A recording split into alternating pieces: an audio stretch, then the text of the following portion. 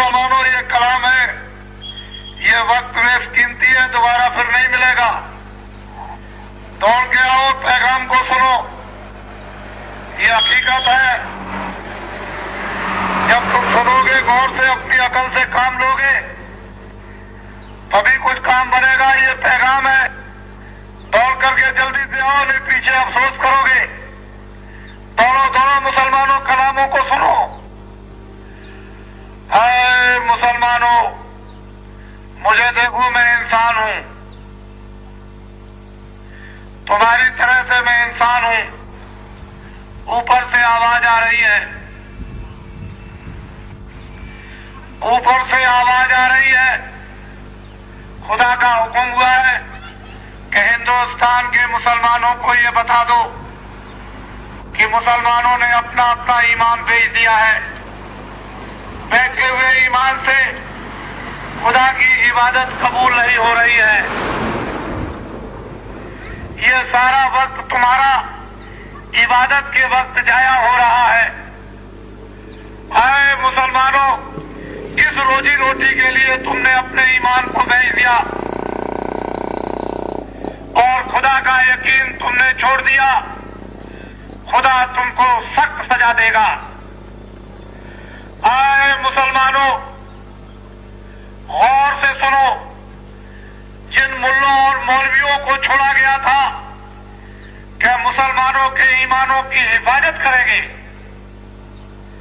और उनमें रहम लाएंगे। उन मुल्ले और मौलवियों ने अपने अपने काम को, अपने फर्ज को पूरा नहीं किया और मुसलमानों का ईमान चला गया। खुदा का हुक्म है ऊपर से कि मुसलमानों को बता दो कि मौलवी और मुल्लों को सख्त सजा दी जाएगी। आए मुसलमानों, तुम अपने ईमान को फिर वापस लाओ और ईमान को लाकर इबादत के वक्त 1,00,000 बार गुनाहों की माफी खुदा के दरबार में मांगो। हो सकता है कि शायद खुदा तुम पर मेहरबान हो, वरना ये जिसमें ये किराए का मकान ये चंद वक्त के लिए मिला है।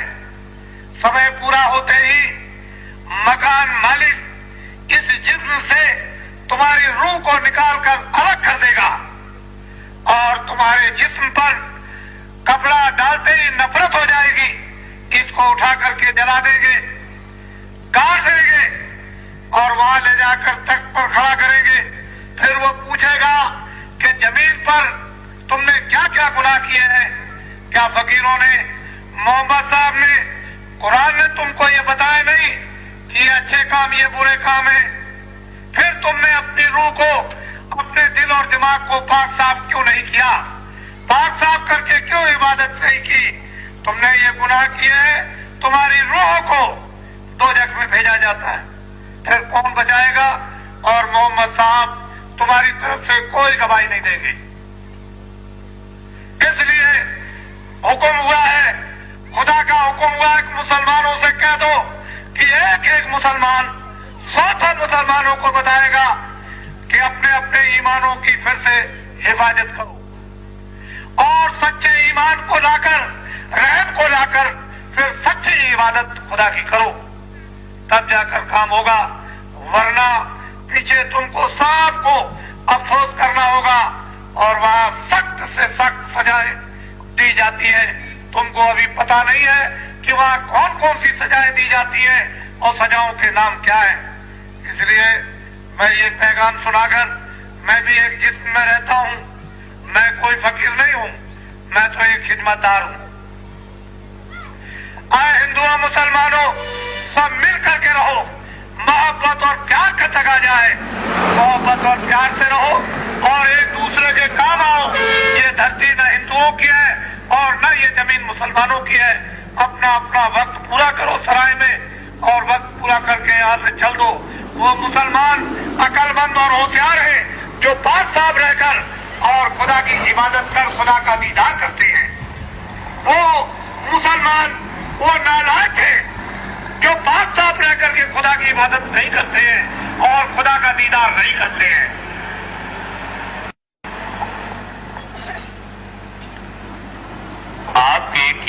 गुनाहों को माफ करने का एक जरिया देते हुए इस पर कपड़ा डाल दोगे, गांव के बाहर ले जाकर लकड़ियों पर रख के जला दोगे। ये मकान और जमीन और घर का सामान और आपके दोस्त मित्र बच्चे जिनको तुमने अपना बनाया था कि मेरे काम आएंगे, वो तो सब ये पड़े रहे। आपको ये बातें खूब समझदारी से समझ लेना है। खेती छोड़ना नहीं, दुकान छोड़ना नहीं, दफ्तर छोड़ना नहीं। पहले खेती, दुकान, दफ्तर का काम करो, बाद में बच्चों की सेवा करो। दोनों जिम्मेदारी को पूरा निभा दो। यही तुम्हारे लिए सबसे ग्रस्त आश्रम का प्रतिपालन है। जब कोई समय काम का ना हो तो आधा घंटा भगवान का भजन, आधा घंटा भगवान का भजन करोगे और आत्म धन जब जमा करोगे भजन के द्वारा, तो चलते समय वो आपकी रक्षा करेगा, मदद साथ चलेगा। बाकी माया की छाया को जिसको आपने अपना बनाया, इनमें से कोई भी आपके साथ जाने वाला नहीं, ना आपकी कोई मदद करेगा। जिस तरह से तुम संबंध गांठ कर, संबंध बनाकर रिश्तेदार कहते हो मेरे रिश्तेदार हैं,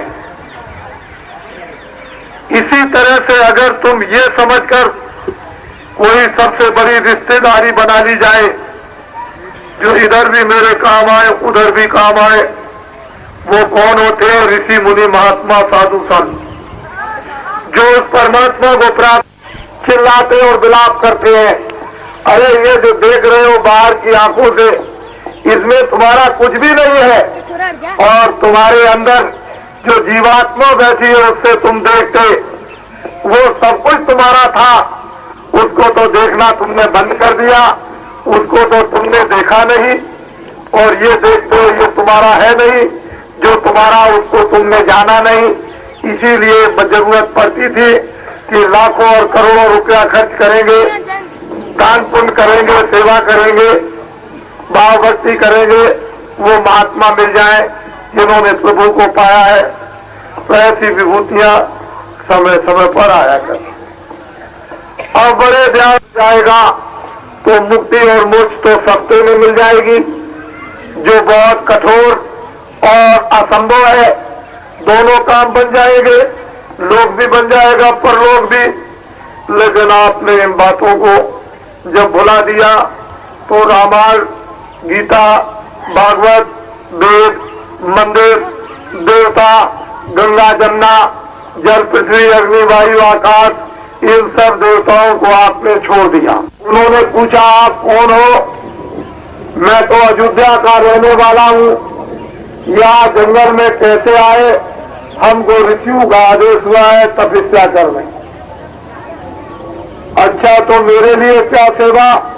जब जरूरत होगी तब हम बताएंगे। राम तपस्या करने लगे। राज्य में प्रजा बड़ी पीड़ित है और पापों से लग चुकी है। ऐसा काम राजाओं करो कि पापों से मुक्त तुम्हारी प्रजा हो जाए। एक बार समझाया, दो बार समझाया, नारद जी को नाराजगी आई। फौरन पहुंचे कंस के पास, कहा कंस पापी दुराचारी, मैंने बार बार तुझको होश दिलाया लेकिन मेरी तूने एक बात नहीं मानी। जा, मैं तुझको बताया जाता हूँ, तेरी बहन से तुझको मारने वाला पैदा होगा। नारद जी जा रहे थे, बुलाया, कहा कि आपने कहा था मेरी बहन से मारने वाला मुझको पैदा होगा, तो कितने बच्चे पैदा होंगे? कि 8।